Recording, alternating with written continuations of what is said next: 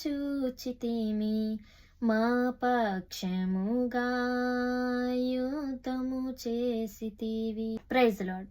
నేను ఈరోజు Jemimah Rodrigues Indian women cricketer గురించి అయితే మాట్లాడబోతున్నాను. సో ఆమె సెమీఫైనల్స్ అయిపోయిన తర్వాత తన ఇంటర్వ్యూలో ఊరకనే నిల్చుండి చూడండి, యెహోవా మన కొరకు యుద్ధం చేయను అనే కొటేషన్ని తను ఇంటర్వ్యూలో చెప్పి, నేను ఊరకనే నిల్చున్నాను, నా తరపున యెహోవానే నా కోసం పోరాటం చేసి నన్ను గెలిపించారు అని అయితే అద్భుతంగా దేవుని గురించి సాక్ష్యం ఇచ్చింది.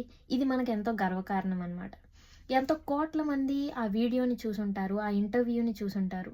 ప్రతి ఒక్కళ్ళ నోట్ నుండి దేవుడు ఉన్నాడు, దేవుడు వల్లే ఇండియా గెలిచింది అని ప్రతి ఒక్కళ్ళు అనుకున్నారనమాట. సో దీన్ని బట్టి దేవుడికి మహిమ కలుగుతుంది. తనకి దేవుని పట్ల ఉన్న భయము, భక్తి, దేవుని పట్ల ఉన్న ఆశ, తనకున్న కష్టపడే తత్వం, నేను కృంగిపోను అనుకున్న తత్వం తన్ని ఈరోజు గెలిపించింది. దీన్ని ఎగ్జాంపుల్గా తీసుకొని ఈ వీడియో చూసే మీ అందరికీ నేనైతే మనస్ఫూర్తిగా ఒక మాట చెప్పాలనుకుంటున్నాను. మీకు కష్టపడే తత్వం, పోరాడి గెలుస్తాను అనే పట్టుదల, ఆ రెండిటితో పాటు దేవుని పట్ల భయము, భక్తి మీకుంటే మీరు ఏ రంగంలో పనిచేస్తున్నా కానీ దేవుడు మీకు ఖచ్చితంగా విజయాన్ని దయచేస్తాడు. ఆమేన్.